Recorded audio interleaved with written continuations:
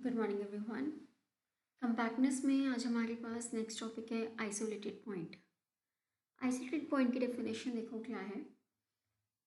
If x is a space then x belonging to capital X is said to be isolated point if one point set is open in X। One point set का मतलब singleton set अगर हमारे पास open है तो हम बोलेंगे कि हमारी स्पेस के पास आइसोलेटेड पॉइंट हैं। बेसिकली सिंगल सिंगल पॉइंट्स हैं, सिंगलटन सेट बनने चाहिए और वो सेट्स हमारे ओपन होने चाहिए।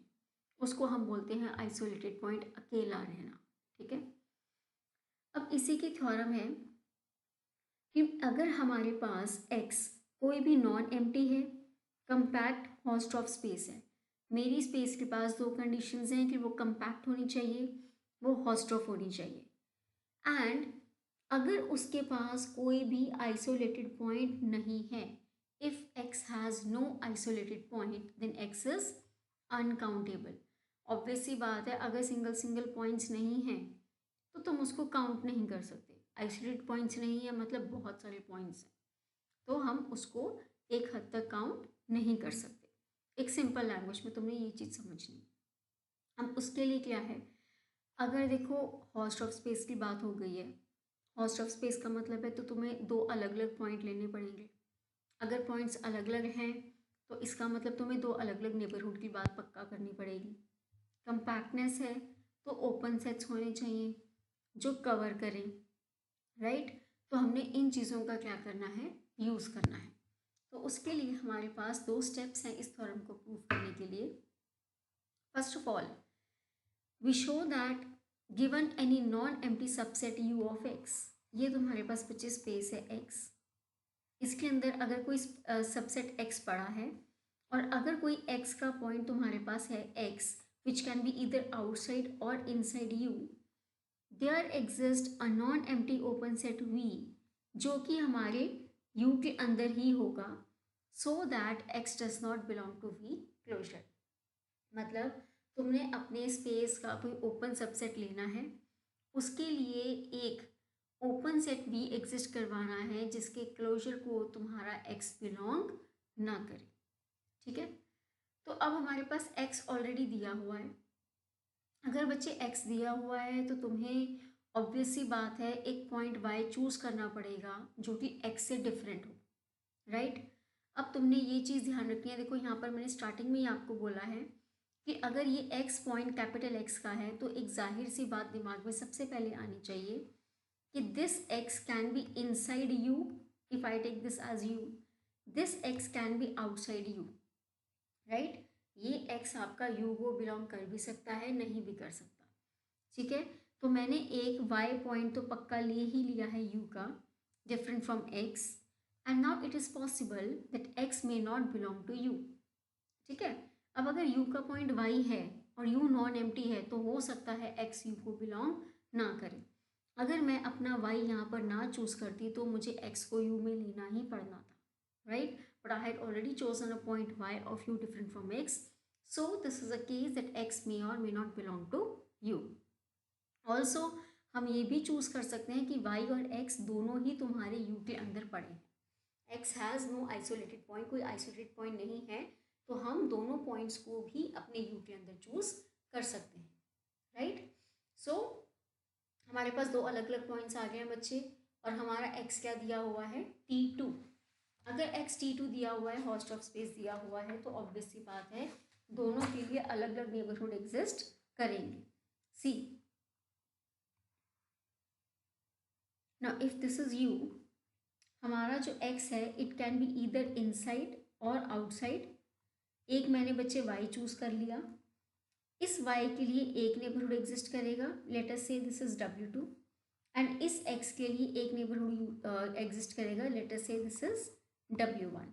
now this x can be inside or this x can be outside, right.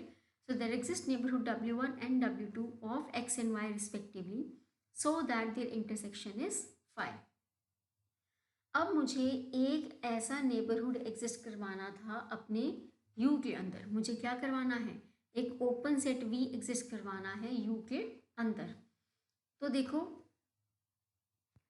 अगर मैं इस चीज़ को ध्यान से देखूं, ये हिस्से को, तो this is W2 intersection U, right? This U is open and this W2 is also open, so इनका इंटरसेक्शन भी ओपन होगा। अब आप बोलोगे मैम आपने ये वाले एरिया को क्यों नहीं V लिया? क्योंकि बच्चे मुझे प्रूव यही करना है कि एक ऐसा नॉन एम्प्टी सेट ज़रूर आएगा जिसके क्लोजर में तुम्हारा x नहीं जाएगा। तो मैं अपने x की तरफ तो जा ही नहीं रही, मैंने v किसको चूज़ करा? W2 इंटरसेक्शन u को। तो यहाँ से मेरी दोनों बातें क्लियर हो जाती हैं कि मेरा v u का सबसेट भी होगा, v ओपन भी होगा एंड v नॉन एम्प्टी है। ऑल्सो x v क्लोजर को बिलोंग नहीं करेगा। x का v क्लोजर को बिलोंग करने का मतलब कि x का जो नेबरहुड है वो v के साथ नॉन एम्प्टी इंटरसेक्शन दे, लेकिन क्योंकि v और W1 का नॉन एम्प्टी इंटरसेक्शन नहीं है तो x हमारा v क्लोजर को बिलोंग नहीं करेगा। तो यहाँ से हमारा पहला केस क्लियर हो जाता है कि अगर आपके पास कोई भी नॉन एम्प्टी सेट पड़ा है तो उसके लिए आप एक सबसेट v एग्जिस्ट करवा सकते हैं जिसके क्लोजर को तुम्हारा x बिलोंग नहीं करेगा। So here is your first step. Moving on to next step, हमें शो करना था बच्चे कि अगर मेरे स्पेस के पास कोई भी आइसोलेटेड पॉइंट नहीं है तो हमारा x क्या होगा? Uncountable. Now we will show that f from n to x is a map so that f is not onto. ये आपने पढ़ा है कि अगर नेचुरल नंबर से x तक का मैप 1 1 ऑन टू होता है तो हमारी स्पेस काउंटेबल होती है। तो अगर मैं ये शो कर दूं कि मेरा ये फंक्शन ऑन टू नहीं है तो मेरी स्पेस अनकाउंटेबल हो जाएगी। तो बच्चे इसको मैप को डिफाइन कर लो, बहुत ईजी है। f from n to x एक मैप है so that f of n is equal to xn for all n belonging to capital N। Suppose कर लेते हैं f ऑन टू है।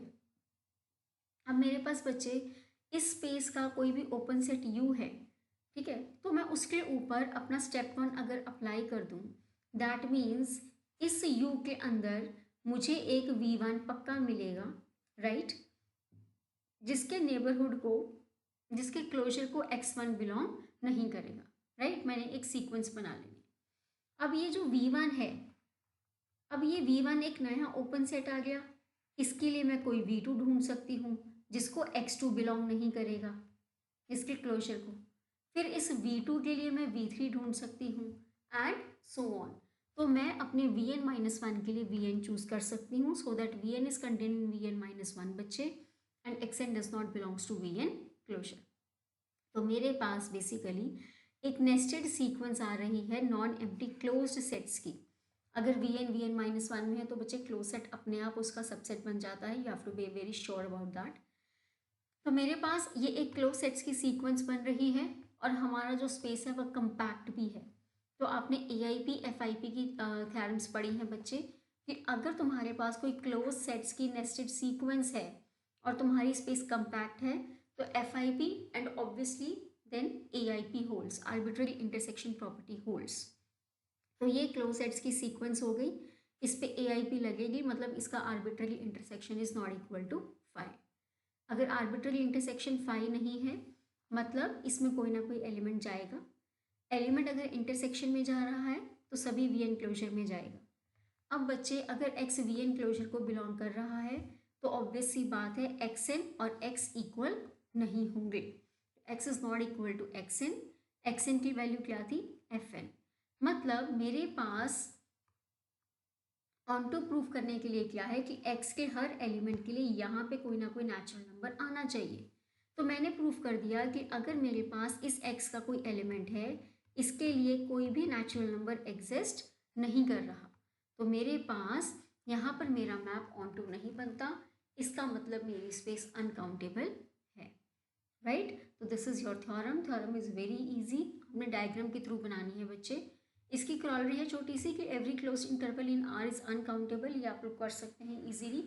आपके पास रियल नंबर्स हैं बच्चे, आपने उसको क्या प्रूफ करना है? हर क्लोज इंटरवल को अनकाउंटेबल। ऑब्वियस सी बात है कि जो सिंगलटन सेट आप यहाँ पर लेंगे रियल्स में वो ओपन नहीं होते, मतलब उसके पास कोई भी आइसोलेटेड पॉइंट नहीं होगा, और जिस स्पेस के पास आइसोलेटेड पॉइंट नहीं होता वो स्पेस क्या होती है? अनकाउंटेबल। तो दिस प्रूव्स योर रिजल्ट, ठीक है। नेक्स्ट लेक्चर में हम लोग लिमिट पॉइंट कंपैक्टनेस के बारे में डिस्कस करेंगे। Thank you.